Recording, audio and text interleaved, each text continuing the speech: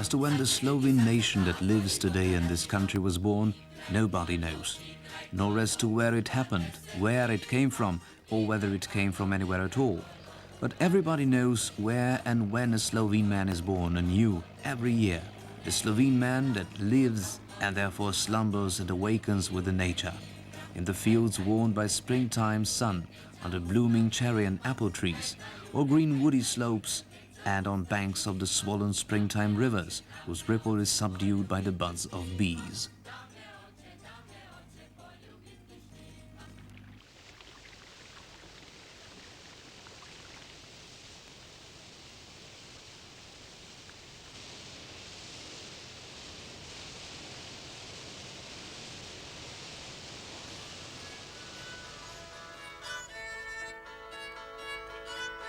If the French are fond of saying that where there is wine, there are good people to be found as well, that certainly holds true for the Lower Carniola, as one would search far and wide in vain to find such merry fellows as this part of Slovenia gives birth to.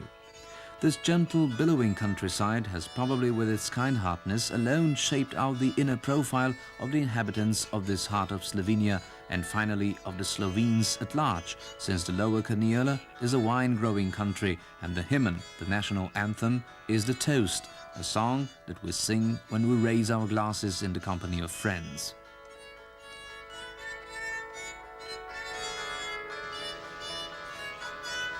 In this country wine flows like water and water like wine. Fish in it taste as if they were bathed in champagne, as if they were already born out of an element which is created for those who appreciate what is a rarity in the world.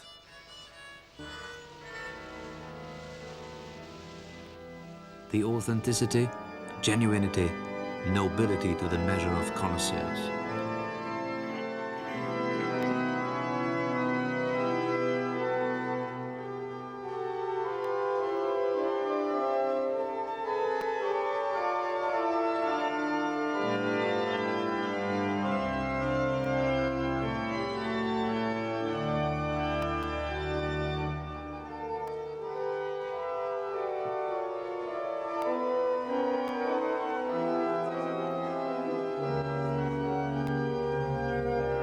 Therefore, it is hardly surprising that the first ancestor of the Habsburg dynasty himself has in this country founded a city that was to bear his name, but was erected and continued to live as Novo Mesto, the new city, the metropolis of all the jovial people of the Lower Carniola, a city of an extremely agreeable atmosphere, rich with its Gothic and Baroque monuments, with a Tintoretto painting in the main altar of the abbatial church, with its innumerable traces of its own pictorial creativity in the past centuries.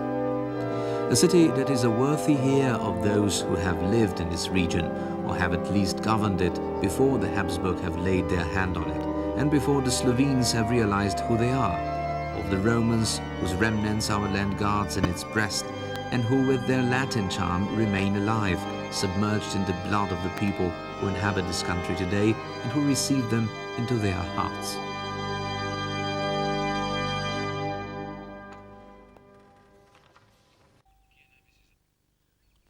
Is there a better place to imagine a birth than where the swaddling clothes are being made? And in Slovenia these were always being woven out of linen, and if one says linen in Slovenia, the name of White Carniola comes to everybody's mind, the image of the extreme southwestern part of Slovenia, of the county which in the 15th and 16th century offered a refuge to all those whom Turks have expelled from their hearts, somewhere far in Montenegro and Herzegovina, the refuge of the Uskoki, as were called the men who later organized into military detachments, protected the Austrian border.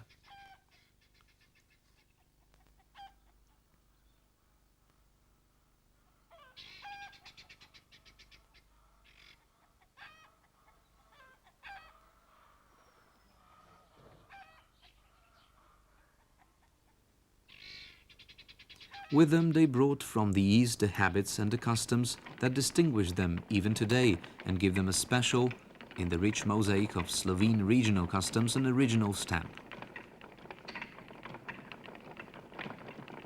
With them they brought a song that later became related with the Slovene song. With them they brought the ornament that in the following centuries was adapted to the taste of the place and at the same time has outspread in this renewed form all over Slovenia. They brought the dances and customs that are ours today, belonging to us all.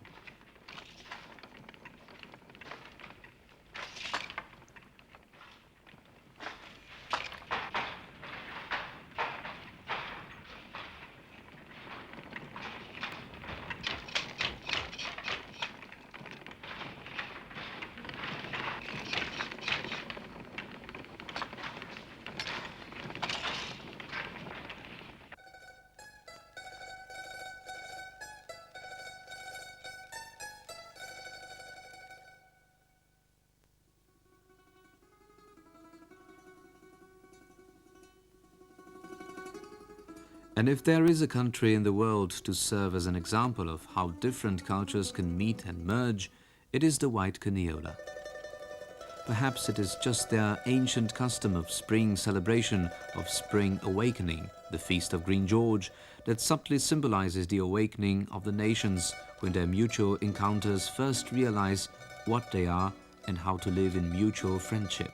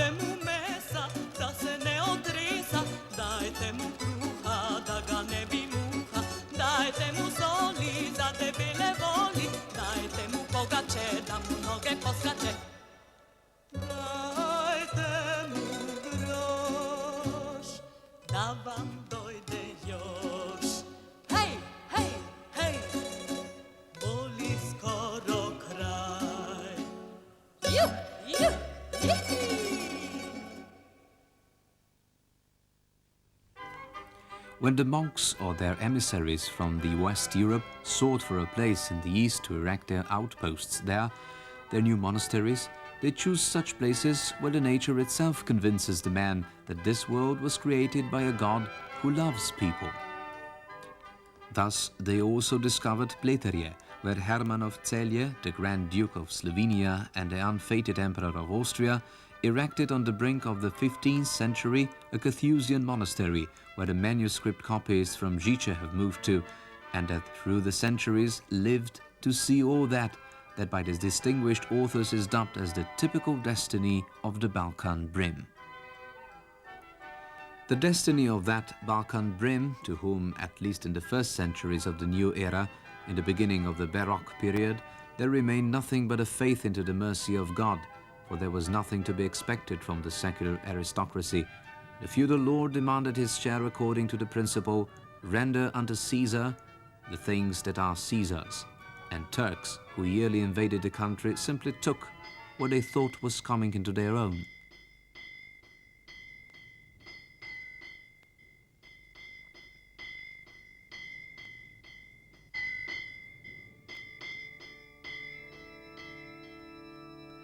And yet, how interesting, it was just this period which saw the birth of the all-pervading style of so-called golden altars, which are considered in the Slovene art history as a kind of renaissance, and are the very image of heaven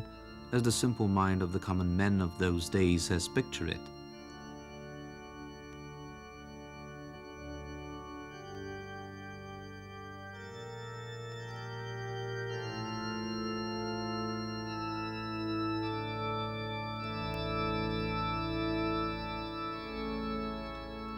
The gold, the self-confident faces of the saints, the almighty intercessors and proxies in the heavens' parliament, the vine entwining the pillars, the grapes hanging from it, promising the wine of consecration. It is all clear and guaranteed for, one might say, the typical futile hope of the Balkan Brim.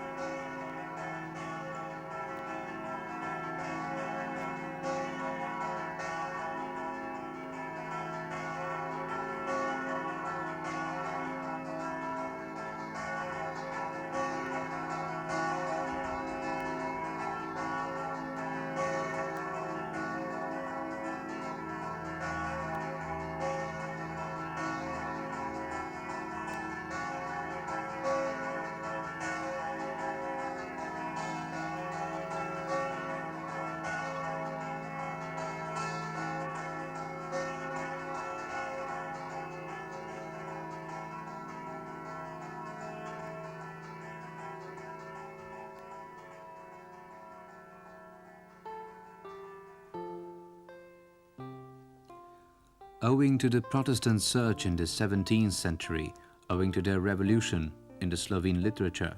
owing to Truba's catechism dating from the year of 1551 and to Dalmatin's translation of the Bible, the 12th in the world, we could state that the Slovene nation as a nation was born right hereabouts, among the hillocks of the lower Carniola, where the writers of the late 19th century have imagined the Slovene Attica,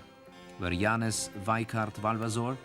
a Slovene baron and historian, went on a pilgrimage from one curiosity to another, from one town to another, to record their history, and thus became a member of the British Royal Academy.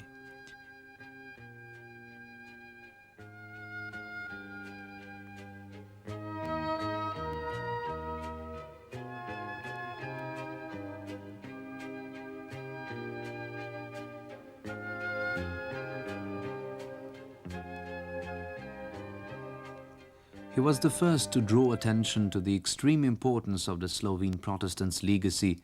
and he was the first to write, "It cannot be a vile nation when it likes so much to sing."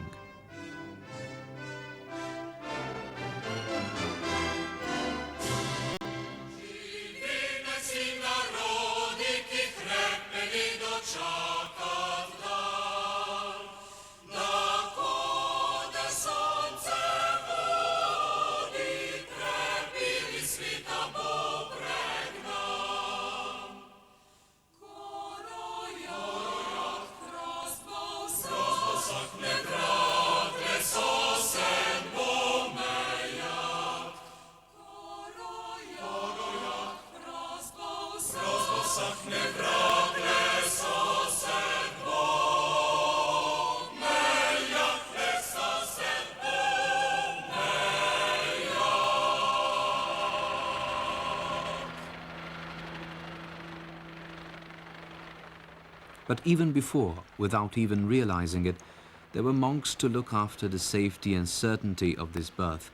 all over Slovenia and especially in Sticina, who have had their monastery built, that famous Aquilean patriarch Peregrin, who was the first and possibly the last to notice that the Slovenes say their prayers in front of a spring welling out from under the linen tree.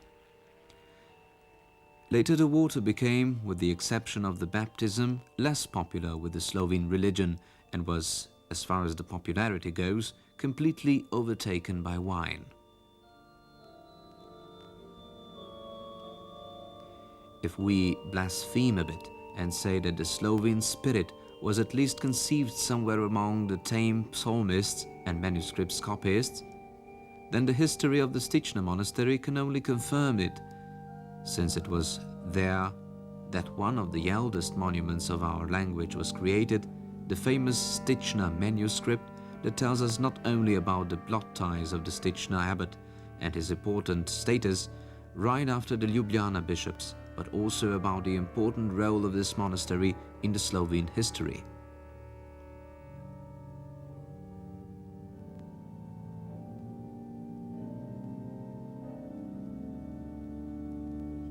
The abbot of Sticina was the one who ordered frescoes to be painted by Janez of Ljubljana to become an eminent monument of Slovene pictorial creativity in the late Middle Ages. He, or actually one of his successors, was the one to recognize in Fortunat Bergant an artist who spoke out of his soul and to the souls of people whom his paintings were dedicated to. And if the monks spoke to the people through music, paintings and artistic word, their country neighbors, the counts of Turjak, the noble Auerspergs, were entirely different. They didn't need the art, but for their tombstones. But they were important warriors who led their own and the country's soldiers to the battles against the Turks, who often won these battles and who could teach a lesson to many of contemporary strategists.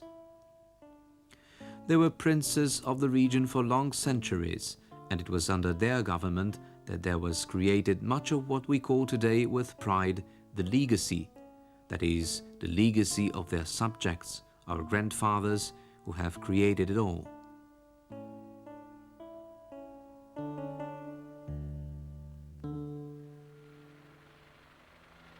Herbert of Turyak was the one defeated the Turks in the Battle of Kostanjevica and thus rescued the city that until those days was considered, as it is erected on an island in the midstream of the Krka river, as one of the safest and practically impregnable fortified towns in Slovenia. This typically medieval stronghold, whose existence is testified for as early as in the documents of the 11th century, has appeared to its possessors, the Dukes of Spanheim, fortified enough to forge the money there and to entrust their bodies, at least 3 of them did it, to be buried in the crypt of parochial church, hoping for eternal peace and rest. When Bernard Spanheim has in the first half of the 13th century founded in the vicinity of Kostanjevica a Cistercian monastery, today one of the first-rate Romanic monuments that were renewed after the last war, he probably didn't imagine that the painters and the sculptors he hired to give form to the Romanic shrine shall many centuries later have heirs from all over the world who gather here to cut the wood and carve from it the sculptures that adorn the great open-air gallery, worldwide known as the Kostanjevica Forma Viva. The sculptors who carry on the tradition of unknown artisans and witnesses of the days bygone, the creators of expressive faces embellishing the rich Baroque monuments in Slovene churches, the successors and witnesses of the time we live in.